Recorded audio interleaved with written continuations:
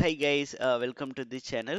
So இந்த வீடியோவில் நம்ம என்ன பார்க்க போகிறோம்னா எஸ்கியூஎல் டியூட்டோரியல் சீரியஸில் குரூப் பை கிளாஸ் பார்க்க போகிறோம். ஸோ ஃபஸ்ட்டு வந்து குரூப் பை கிளாஸ்னால் என்ன? So it's powerful function use to group the rows from the table that have a same values in the one or more specified column.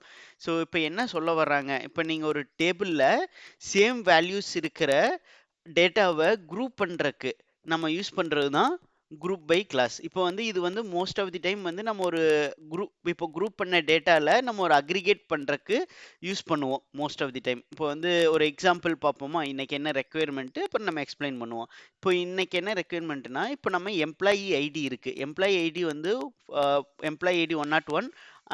இப்போ வந்து department யாரு? ஒன்று. First டிபார்ட்மெண்ட்ல இருக்காங்க. எம்ப்ளாயி ஐடி அதே வந்து 107 எம்ப்ளாயும் டிபார்ட்மெண்ட் 1. அப்புறம் 102 எம்ப்ளாயும் டிபார்ட்மெண்ட் 2. 105 வந்து டிபார்ட்மெண்ட் வந்து 2.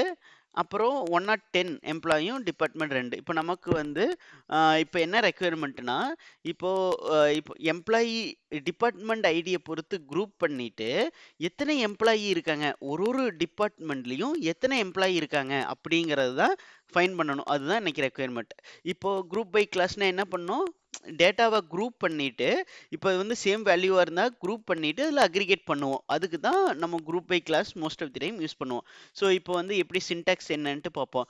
ஸோ இப்போ சின்டாக்ஸ் என்னன்னா, செலக்ட் ஃப்ரம் காலம் காலம் நேம் ஃப்ரம் எம்ப்ளாயி டேபிள் நேமை ஸ்பெசிஃபை பண்ணிட்டு, அப்புறம் நம்ம சின்டாக்ஸ் வந்து குரூப் பை, இதுதான் சின்டாக்ஸு. இப்போ நம்ம எந்த காலத்தை பொறுத்து குரூப் பண்ணோம்? நம்ம ஆஃபீஸாக நம்ம டிபார்ட்மெண்ட் ஐடியை பொறுத்து குரூப் பண்ணும். ஏன்னா டிபார்ட்மெண்ட் ஐடி தான் நமக்கு மல்டிபிள் வேல்யூஸ் இருக்கு, சேம் வேல்யூஸ் இருக்கு. இப்போ குரூப் பண்ண டேட்டால நமக்கு எத்தனை எம்ப்ளாயி இருக்காங்க அப்படின்னு பார்க்கணும். ஒரு கவுண்ட் பண்ணணுமா? அப்போ அதுக்கு என்ன யூஸ் பண்ணலாம்? நமக்கு அக்ரிகேட் ஃபங்க்ஷன் கவுண்ட் இருக்கு. ஸோ கவுண்ட் எந்த காலத்தை பொறுத்து? எம்ப்ளாயி ஐடியை பொறுத்து கவுண்ட் பண்றோம். As count of employee. So ஒரு டிபார்ட்மெண்ட்லேயும் எத்தனை எம்ப்ளாயி இருக்காங்கன்னு தெரிஞ்சிடும். இப்போ ஃபர்ஸ்ட் டிபார்ட்மெண்ட் ஐடி 1ல் 2 எம்ப்ளாயி இருக்காங்க. டிபார்ட்மெண்ட் ஐடி 2ல் 3 எம்ப்ளாயி இருக்காங்க. அது மாதிரி நமக்கு தேவையான அவுட்புட் கிடைச்சிருச்சு. ஸோ இப்போ என்ன பண்ணணும்? டிபார்ட்மெண்ட் ஐடியை பொறுத்து குரூப் பண்ணிட்டு எத்தனை ஒரு டிபார்ட்மெண்ட்லையும் குரூப் பண்ண டேட்டால எத்தனை எம்ப்ளாயி ஐடி இருக்காங்க.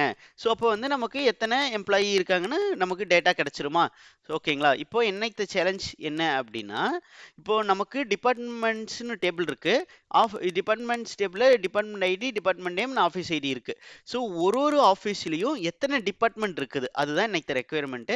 இப்போ உங்களுக்கு ஆன்சர் தெரிஞ்சா எஸ்கியூஎல் கொரியை கமெண்ட் பாக்ஸ் எழுதுங்க. இந்த வீடியோ பிடிச்சிருந்தா லைக் பண்ணுங்க, ஷேர் பண்ணுங்க, சப்ஸ்கிரைப் பண்ணுங்க. Thank you so much. Have nice day. By.